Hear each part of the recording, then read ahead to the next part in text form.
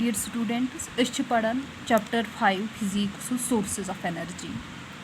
Sources of energy मज पढ़ आज तान conventional sources of energy. Conventional sources of energy मज पढ़ फॉसिल फ्यूलन मुतलिक. कन्वेंशनल सोर्सेज ऑफ एनर्जी वो कि यम हसा तिम सोर्सेज ऑफ एनर्जी आसन यम ब्रोह पे यूज करान. For example wood is used as a conventional source of energy. We are using wind as a conventional source of energy. Non-conventional sources of energy वो यम हसा तिम sources of energy आसन यम क्या recent time पे use करान. For example, we are using sun as a source of energy. We are using waves as a source of energy from used since recent times. Sun's energy is use karan. For example, we are using the solar plates. We are using solar cooker. इस वुचो वन यथ non conventional sources of energy मज वुचो कि solar energy क्या गई. Solar energy वनान it is the energy obtained from sun. Solar energy सो एनर्जी यस ऑब्टेन करान यस हासिल करान यस हासिल करान कति सन पे.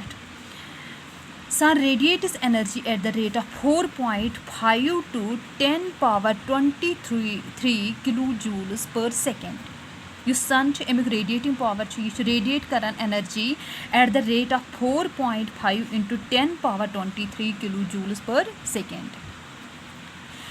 Yes, sun's मज energy बनान it is produced due to nuclear fusion. Energy in sun is produced due to nuclear fusion. So tel kya wano solar energy kya है? It is the energy that is obtained from sun. Solar energy is energy obtained from sun. Sun radiates energy at the rate of 4.5 into 10 power 23 kilojoule per second. Energy in sun is produced due to nuclear fusion. Yes, आफ्ताबस मज energy च बना सच बना एक process से क्या process से वनान च nuclear fusion. So let us know what is the solar constant. Solar constant क्या आसान.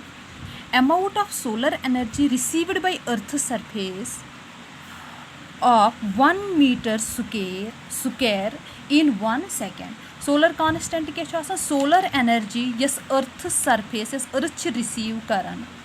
Solar energy received by Earth's surface 1 meter square in 1 second. एक सेकेंडस मज यस अर्थ सरफेस हुन 1 meter square amount of solar energy yes earth receive करान 1 meter square मज इन 1 second तथ वन solar constant.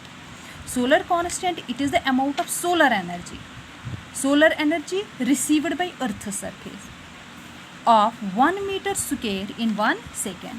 यह सोलर कॉन्स्टेंट कत बराबर कचा एनर्जी अर्थ सरफेस कचा सोलर एनर्जी रिसीव करान 1 meter square मज 1 second मज तथ वन सोलर कॉन्स्टेंट.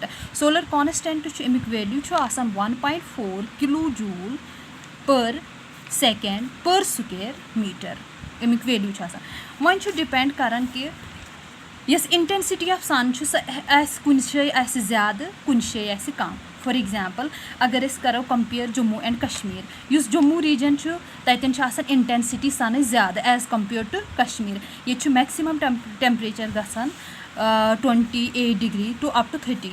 मगर अदर हॉट कंट्रीज यम ततन इंटेंसिटी ज़्यादा सन अमुक सोलर कॉन्स्टेंट यह वेरी गसान from one area to another area.